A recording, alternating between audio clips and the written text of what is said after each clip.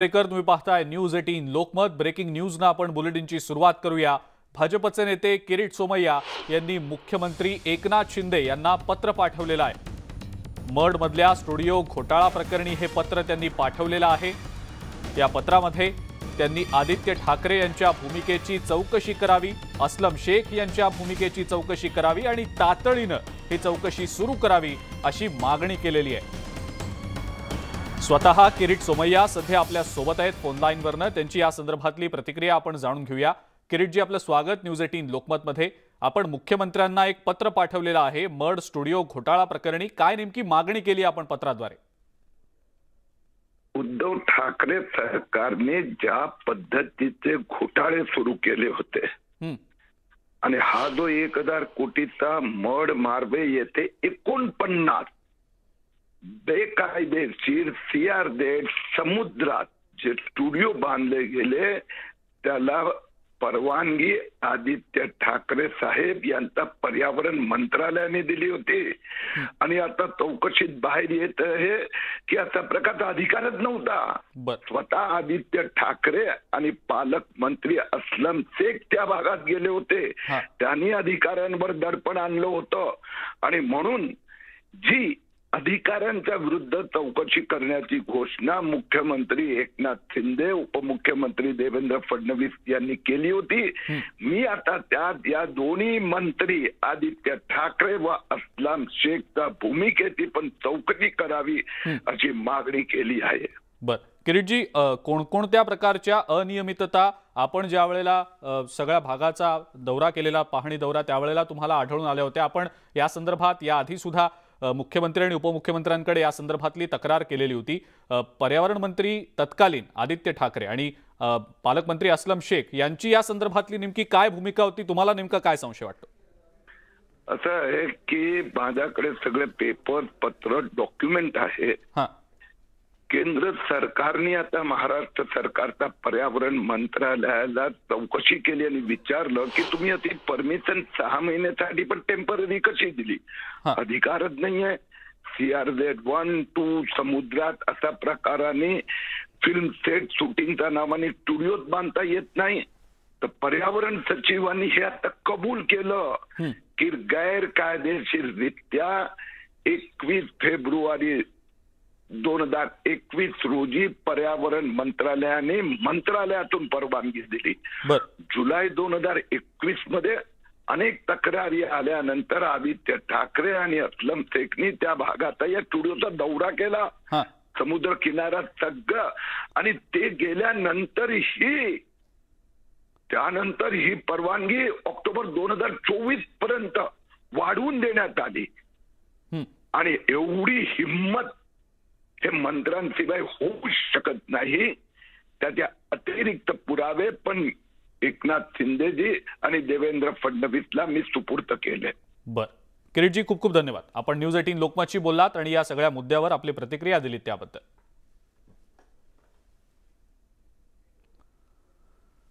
यानंतर पुढची आणखीन एक महत्त्वाची बातमी आपण बघूया। अमित शहा यांनी भाजपच्या कोर कमिटीला मार्गदर्शन केलं आणि यावेळेला त्यांनी उद्धव ठाकरेंवर घणाघाती टीका केली आहे। एकनाथ शिंदे यांचीच शिवसेना खरी आहे असं परखड मतही त्यांनी व्यक्त केलं।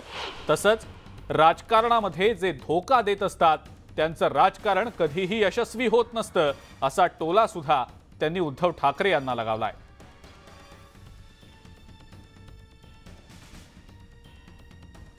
अमित शहा यांनी कार्यकर्त्यांना नेमका काय संदेश दिलाय, काय नेमकं मार्गदर्शन केलंय आपण पाहूया।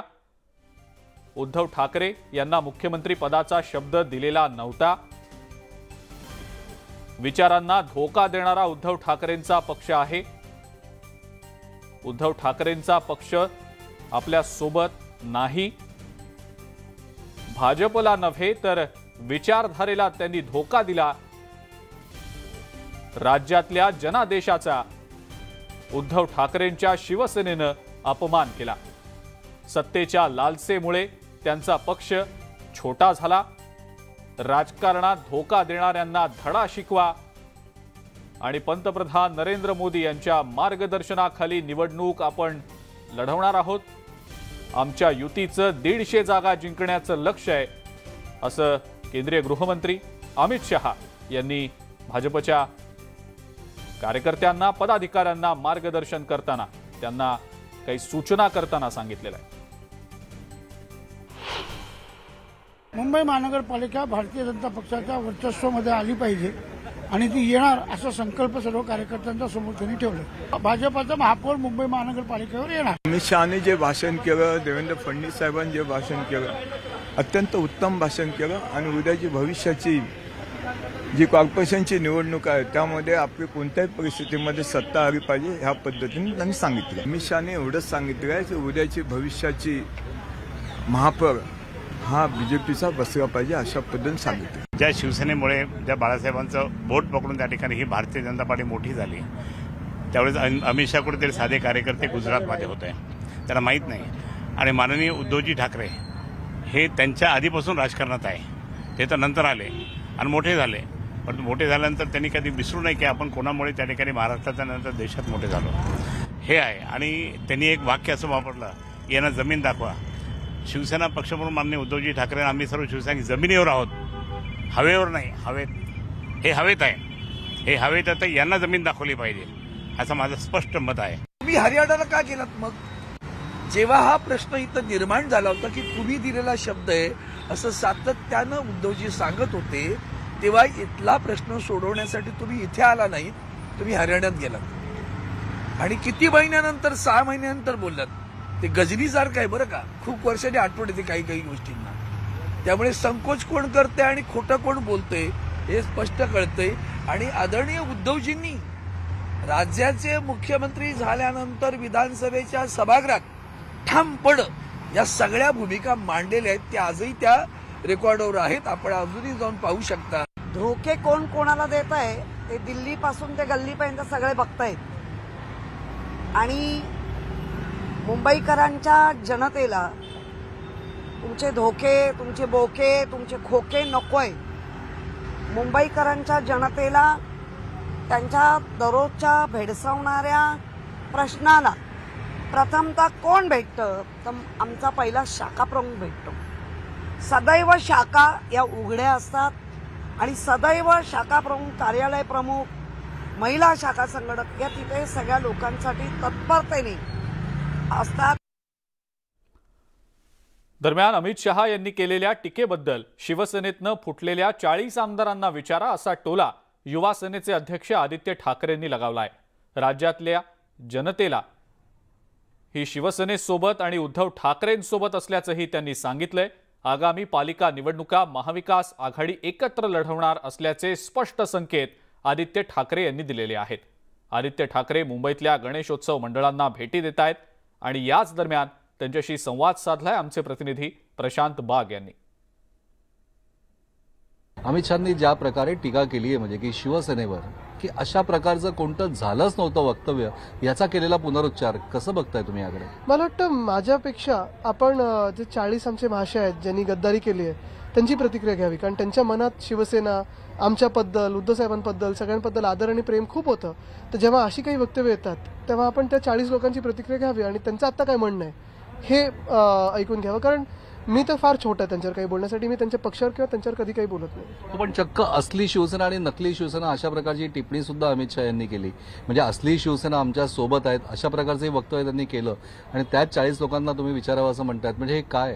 नाही, आम्ही गेले 2-2.5 महिने बघत आहोत, पाठीवर खूप वार घेतलेले आहेत, छातीवर पण घ्यायला तयार आहोत, पण एकच आहे की महाराष्ट्राच्या जनतेने आम्हाला सांभाळून घेतलेलं आहे, कारण आम्हाला राजकारणातून दूर करण्याचा प्रयत्न झाला, शिवसेनेला संपवण्याचा प्रयत्न झाला, पण आपण अजूनही बघतोय की जनता ही शिवसेनेसोबत आणि उद्धव साहेबांसोबत आहे। पण आता बीएमसी निवडणूक पार्श्वभूमीवर आता महाविकास आघाडी पुन्हा एकत्र सत्ते या निवडणुकीत उतरणार का शिवसेना स्वतंत्र असणार? आपण बघताय की आमच्या सोबत खंबीरपणे काँग्रेस असेल, राष्ट्रवादी काँग्रेस असेल, पवार साहेब स्वतः असतील, सगळेच सोबत राहिलेले आहेत। जे एक पाठबळ देणं असतं किंवा एक ताकद देणी असते, कधी कधी असं असतं की जे आपलेच आहेत ते 40 लोक निघून गेले, जे आपले समजलो आम्ही, पण हे जे नवीन मित्र झाले ते सोबत राहिले आणि मला वाटतं सोबत राहण्याचं एक मनोदय आहे, कारण आम्ही महाराष्ट्रासाठी चांगलं काम केलेलं आणि तसंच आम्ही पुढे जाऊ। पण त्या सोबतीच्या मित्रांमध्ये सुद्धा कुरबुर सुरू झाली, अशोक चव्हाण यांचा भाजपकडे कल वाढलाय, अनेक वेगळ्या प्रकारची माहिती समोर येते। जेव्हा निवडणुकीची समीकरणं असतात ती मोठे नेते ठरवतील, पण आता ऑन ग्राउंड आपण बघताय की महाराष्ट्र म्हणून जी एकजूट दिसते मला राजकीय लोक असतील किंवा अराजकीय लोक असतील ते सगळे उद्धव साहेबांच्या पाठी उभे आहेत. सगळ्यात महत्त्वाचा मुद्दा आदित्य ठाकरे यांनी स्पष्ट केलेला आहे. आणखीन त्याबरोबर एकच महत्त्वाची गोष्ट की येत्या महापालिका निवडणुकीत सुद्धा अर्थात बीएमसी निवडणुकीत सुद्धा महाविकास आघाडी ही पुन्हा एकत्रित निवडणूक लढू शकते. एक वेगळ्या प्रकारचे संकेत त्यांनी दिले. आणि अर्थात एक सेकंड आदित्यजी काय एक मुद्दा हेच सांगितलं की आपण बघतोय की महाराष्ट्रात ते एकजूट उभा आहे. निवडणुकांचं जे समीकरण असतं ते मोठे नेते ठरवतील. सीटचं बोलले नाहीये, समीकरण अजूनही बॉल जो आहे तो मोठ्या नेत्यांच्या हातात आहे. पण एक मात्र निश्चित की अमित शहा यांनी केलेल्या जहरी टीकेला उत्तर खरं तर त्या 40 लोकांनीच द्यावं. पुन्हा एकदा पुनरुच्चार केला आदित्य ठाकरे यांनी. व्हिडिओ जर्नलिस्ट नवनाथ मुकेसह प्रशांत बाग, न्यूज 18 लोकमत, मुंबई. खासदार नवनीत राणा यांनी उद्धव ठाकरेंना इशारा दिलाय. आपल्याला जेलमध्ये टाकणाऱ्यांना चांगलीच अद्दल घडली आहे, पण ये तो शुरुआत है, पिक्चर अभी बाकी है असा टोला राणा यांनी उद्धव ठाकरेंना लगावलाय. लवकरच लव जिहादचा खात्मा करणार असल्याचं सुद्धा नवनीत राणा यांनी म्हटलेलं आहे. तर आपण महाराष्ट्राचे संकटमुक्त करण्यासाठी मुख्यमंत्र्यांनी हनुमान चालिसाचा पठण केला पाहिजे. त्यांनी ते केला नाही, पण एक महिला म्हणून खासदार आहे मी, 25 लाख लोकांना रिप्रेझेंट करते. फक्त मी माझ्या क्षेत्रातली नाही. जेव्हा आम्ही लोकप्रतिनिधी म्हणून लोकसभामध्ये बसतो तो पूर्ण देशाची महिलांची आवाज म्हणून तिथे आम्ही बोलण्याचं काम करतो. तर मला वाटते माझी आवाज एकटीची नाही, पूर्ण देशाची महिलांची आवाज तिथे मी बोलत होती. आणि त्यांना जेलामध्ये टाकण्याचं काम उद्धव ठाकरेजींनी केला होता आणि त्याची सजा त्यांना भोगावी लागली. आणि अजूनही हे तो शुरुआत आहे, बोलते हैं हे तो शुरुआत है, पिक्चर पुरी बाकी आहे सर. मी माझी अमरावतीमध्ये जेही लव जिहादच्या माध्यमातून जेवढेही मुली आमचे जिथे कुठे अटकले त्यांचे वारंवार त्यांच्या संपर्कात राहून त्यांच्या परिवाराला मदत करण्याचं मी काम केलेलं आहे. पण मी या मंचावरून त्याचे आव्हान देणार आहे की जिथे जिथे अशी घटना होईल तिथे तिथे ते आम्हाला संपर्क करून तिथे तिथे आम्ही त्यांना मदतीचा हात देऊ. आणि काय केलं पाहिजे आमच्या युवकांना, आमची महिलांना आणि आमची मुलींना तिथून मी संदेश नक्की देणार आहे. आणि आता गणेशोत्सवासंदर्भातल्या बातम्या बघूया.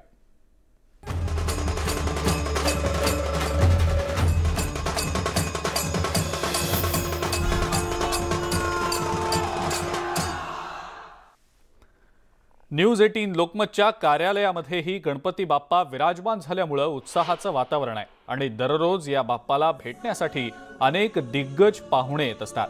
न्यूज 18 लोकमतच्या कार्यालयाला मुख्यमंत्री एकनाथ शिंदे यांनी भेट दिली. यावेळेला मुख्यमंत्र्यांच्या हस्ते बाप्पाची आरतीही करण्यात आली. काँग्रेसचे नेते बाळासाहेब थोरात यांच्यासह राष्ट्रवादी काँग्रेसचे आमदार रोहित पवार यांनी सुद्धा न्यूज 18 लोकमतच्या बाप्पाच्या दर्शनासाठी हजेरी लावली आणि बाप्पाची पूजा केली, आरती केली. यासोबतच शास्त्रीय गायक आणि अभ्यासक महेश काळे, अभिनेता प्रसाद ओक आणि अभिनेत्री स्पृहा जोशी हे सुद्धा बाप्पाचा आशीर्वाद घेण्यासाठी उपस्थित होते. न्यूज 18 लोकमतच्या कार्यालयात मुख्यमंत्री एकनाथ शिंदे आलेले होते आणि यावेळेला त्यांनी बाप्पाची आरती केली. तसंच न्यूज 18 लोकमतच्या कर्मचाऱ्यांशीही त्यांनी संवाद साधला. मुख्यमंत्र्यांनी यावेळेला दहीहंडी आणि गणेशोत्सवाबाबतची त्यांची मतं व्यक्त केली आहेत. कंठी झळके माळ मुक्ता फळांची, जय देव जय देव, जय मंगलमूर्ती ओ श्री मंगलमूर्ती, दर्शन मात्रे मन कामना पूर्ती, जय देव जय देव. रत्न खचित परा तुझ गौरी कुमरा, चंदनाची उटी कुमकुम केशरा, हिरे जडित मुकुट शोभतो भरा, रुणझुनती नुपुरे चरणी ह्या दर्या, जय देव जय देव, जय मंगलमूर्ती ओ श्री मंगलमूर्ती, दर्शन मात्रे मन कामना पूर्ती, जय देव जय देव. लंबोदर पीतांबर फणीवर वंदना, सरळ सोंड वक्र तुंड त्रिनयना, दास रामाचा वाटपा हे सजना, संकटी पावावे निर्वाणी रक्षावे सुरवर वंदना, जय देव जय देव, जय मंगलमूर्ती ओ श्री मंगलमूर्ती, दर्शन मात्रे मन कामना पूर्ती, जय देव जय देव. घालिंग लोटांगण वंदीन चरण, डोळ्यान पाहिन रूप तुझे, प्रेमे आलिंगन आनंदी पूजन, भावे ओवाळीन म्हणे नमा, त्वमेव माता पिता त्वमेव. मुख्यमंत्र्यांनी न्यूज 18 लोकमतच्या बाप्पाचं दर्शन घेतल्यानंतर न्यूज 18 लोकमतचे संपादक आशुतोष पाटील यांनी त्यांच्याशी संवाद साधला. मुख्यमंत्र्यांनी नेमकं या संदर्भात काय म्हटलं पाहूया. न्यूज 18 लोकमतच्या बाप्पाच्या दर्शनाला आले आहेत महाराष्ट्राचे लोकप्रिय मुख्यमंत्री एकनाथजी शिंदे. सर, स्वागत. आमच्या विनंतीला मान देऊन आपण आलात, फार बरं वाटलं. महाराष्ट्राची जनता तुम्हाला पाहते आहे, जनतेला काय सांगाल? न्यूज 18 लोकमतच्या गणपती बाप्पाची आरती आता मी केलेली आहे आणि गणपती बाप्पाला साकडा आम्ही घातलेलंच आहे. या महाराष्ट्रावरचं सगळं विघ्न संकट दूर हो, बळीराजा सुखी हो, या राज्यातला प्रत्येक घटक सर्वसामान्य माणसाच्या जीवनामध्ये चांगले दिवस येवो आणि राज्य सुजलाम सुफलाम समाधानी आनंदी हो, अशा प्रकारच्या प्रार्थना साकडं गणरायाला पण गणेश चतुर्थीला घातल्या, आरती झाली आहे. आणि तुमचा गणपती उत्सव अगदी बघतो आहे की शाडूची मूर्ती आहे, सगळं इको फ्रेंडली आहे, पर्यावरणपूरक पर्यावरण स्नेही तुमचं न्यूज 18 लोकमत आहे आणि त्यामुळे मी तुम्हाला खूप खूप शुभेच्छा देतो. तुम्ही आल्यात आणि उत्सव जोरात होत आहेत साजरे. माणसं जेव्हा जोरात काम करणारी लोक येतात तेव्हा जोरात उत्सव होतात, बरोबर की नाही? आता काय निर्बंध किती दिवस पाळायचे? आता लोकांना 2 वर्ष आपण अगदी मर्यादित ठेवलं होतं. यावर्षी बाप्पाचा उत्साह जोरदार आहे. बघतो आपण की आज रोहित बरोबर आहे ना, खुश आहेत लोक. म्हणजे गोविंदा उत्सव मोठा झाला, गणेशोत्सव मोठा होतोय, धूमधडाक्यात जल्लोषात साजरा होतोय, अगदी चांगले आनंदी आहेत, खुश आहेत लोक. दसरा पण जोरात होणार आहे, सगळंच जोरात, मेळावा पण जोरात होणार आहे, नवरात्री उत्सव होईल जोरात, मध्ये नवरात्री उत्सव आहे ना आणि मेळावा पण आहे ना, त्याच्यानंतर आहे तो. सगळं जोरात होणार आहे, जोरात. आपल्याला माहिती आहे सगळं जोरात, काही प्रॉब्लेम नाही. शेवटी कसं आहे बघा, ही महाराष्ट्रातली जी जनता आहे, आता 2 वर्ष आपण सगळे निर्बंध ठेवले होते. ठीक आहे, कोविड आता संपला आहे, कोविडाचं आता हे सगळं आपला बाप्पा त्या कोविडचा नायनाट करेलच, नक्कीच करेल. तुम्ही सगळ्यांना बरोबर घेऊन पण चालले अगदी जोरात. सगळे आता गोविंदा उत्सव जोरात झाला. गोविंदा उत्सव म्हणजे सगळ्यांना बरोबर घेऊन हंडी फोडतात ना, मोठी हंडी, तशी आम्ही मोठी हंडी फोडली. सर, धन्यवाद. न्यूज 18 लोकमतच्या इथे आमच्याकडे आलात, दर्शन घेतलं, आमच्याशी गप्पा मारल्यात. पुन्हा एकदा धन्यवाद. धन्यवाद, खूप खूप. इतरही काही महत्त्वाच्या बातम्या आता आपण बघणार आहोत आणि बातमी मध्य रेल्वेच्या प्रवाशांसाठी अत्यंत महत्त्वाची. कल्याण जवळच्या पत्री पुलाजवळ आज सकाळी ट्रॅक फ्रॅक्चर झाल्याची घटना घडलेली आहे. रेल्वे अधिकारी आणि कर्मचाऱ्यांनी तत्काळ ट्रॅकची दुरुस्ती केली आहे. मात्र या सगळ्या प्रकाराचा मध्य रेल्वेच्या वाहतुकीवर परिणाम झालाय. डाऊन जलद मार्गावरची वाहतूक पूर्वपदावर आलेली असली तरी सकाळच्या या सगळ्या घोळामुळे प्रवाशांचे हाल झाले. डाऊन मार्गावरची वाहतूक उशिरानं सुरू आहे आणि त्यामुळे चाकरमान्यांना ऑफिस गाठायला उशीर होतोय.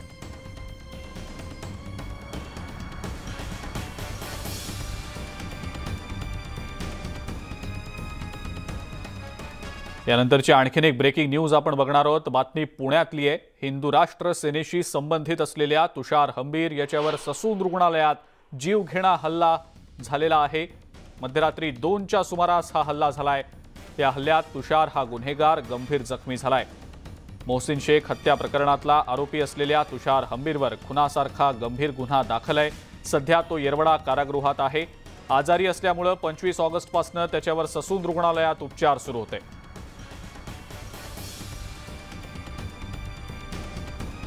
अधिक माहिती या संदर्भातली आपण जाणून घेणार आहोत. वैभव सोनवणे आपले प्रतिनिधी आपल्या सोबत आहेत सध्या. वैभव, काय नेमकी या संदर्भातली माहिती?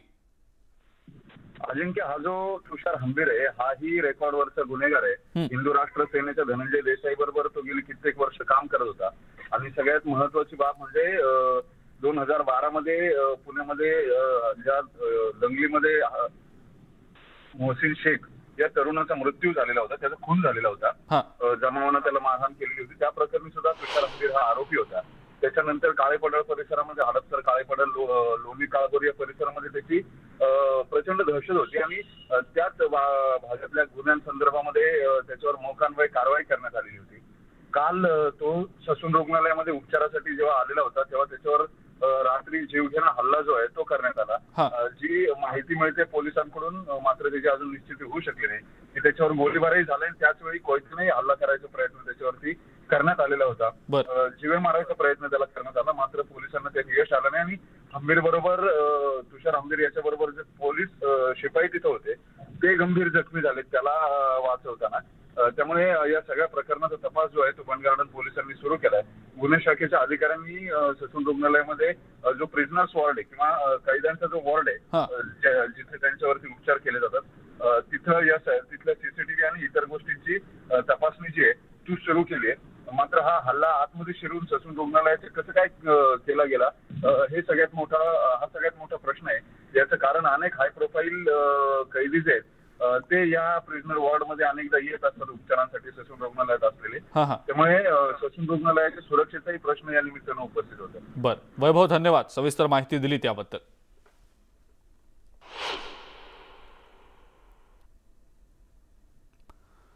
परभणीचे मनसे शहराध्यक्ष सचिन पाटील यांची हत्या झालेली आहे. किरकोळ वादातनं सचिन पाटील यांच्या मित्रानंच त्यांची हत्या केल्याचं समोर येतंय. नवा मोंढा पोलिसांकडून या सगळ्या प्रकरणाचा तपास सुरू आहे, मात्र या हत्येचं कारण अद्यापही स्पष्ट झालेलं नाही.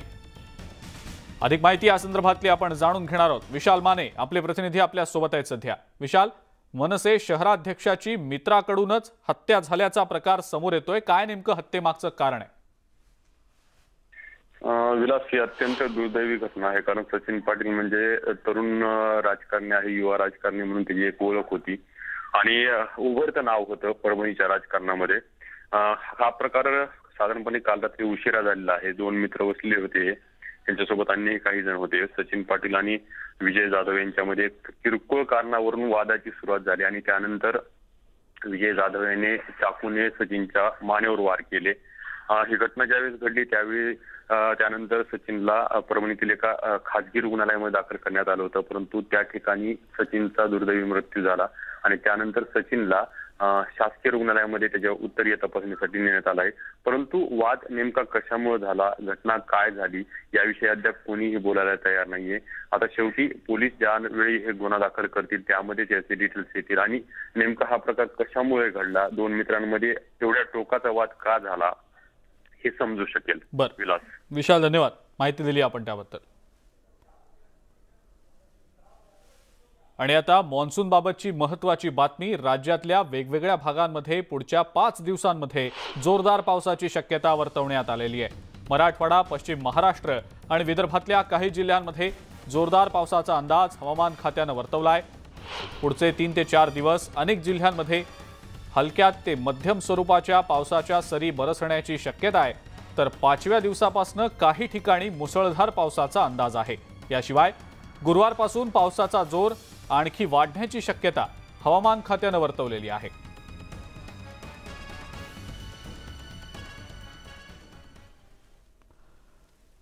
ब्रेकिंग न्यूज यानंतरची आपण बघणार आहोत ती म्हणजे यवतमाळ जिल्ह्यात पावसाचा कहर कायम आहे आणि ऑगस्ट प्रमाणेच सप्टेंबरच्या पहिल्याच आठवड्यात पावसानं जोरदार बॅटिंग केली आहे. गेल्या 24 तासात 19 विभागांमध्ये अतिवृष्टी झालेली आहे. सर्वाधिक पाऊस हा महागाव तालुक्यात झालाय. आर्णी, वणी आणि राळेगाव तालुक्यातही पावसानं थैमान घातलंय. या पावसामुळे कापूस आणि सोयाबीन ही पिकं उद्ध्वस्त होण्याच्या मार्गावर आहेत. जुलै आणि ऑगस्टमध्ये पावसामुळे पिकांचं मोठं नुकसान झालेलं होतं. अतिवृष्टीतनं वाचलेल्या पिकांना वाचवण्याची शेतकरी धडपड करत असताना आता पावसानं पुन्हा एकदा या पिकांचा घात केलाय. पावसाच्या या लहरीपणामुळे शेतकरी हैराण झालेला आहे. बळीराजा आता सरकारकडनं मदतीची अपेक्षा करतोय. राज्यामध्ये स्वाईन फ्लूचा प्रादुर्भाव वाढतोय. कोरोनाच्या तुलनेत स्वाईन फ्लूचा मृत्यू दर 2.5 पट अधिक असल्यानं आरोग्य विभागाची चिंता आता आणखी वाढली आहे. राज्यातल्या एकूण मृत्यूंपैकी 76% हे स्वाईन फ्लूचे बळी केवळ 5 महापालिका हद्दीतल्या किंवा जिल्ह्यातले आहेत. कोरोनाच्या पहिल्या 2 वर्षात राज्यात स्वाईन फ्लूचे रुग्ण हे नगण्य होते, परंतु गेल्या 2 ते 2.5 महिन्यात अचानक स्वाईन फ्लूनं डोकं वर काढलंय. राज्यातील स्वाईन फ्लूच्या एकूण 112 मृत्यूंपैकी 85 रुग्णांचा मृत्यू पुणे, कोल्हापूर, नाशिक, ठाणे आणि नागपूर या 5 महानगरपालिका आणि जिल्ह्यांमधले आहेत. सर्वाधिक 36 मृत्यू हे पुण्यातले आहेत.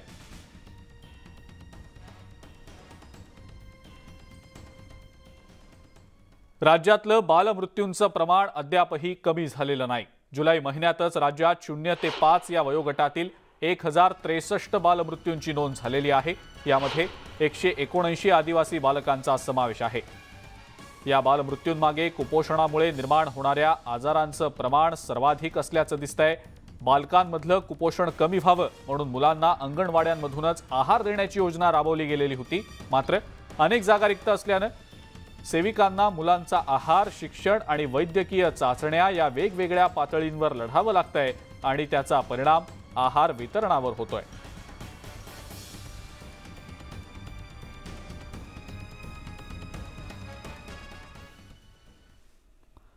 आणि या सगळ्या महत्त्वाच्या बातम्यांसोबतच सकाळच्या बातम्यांमध्ये वेळ झाली इथंच थांबण्याची. ताज्या बातम्या आणि अपडेटसाठी बघत राहा फक्त न्यूज 18 लोकमत.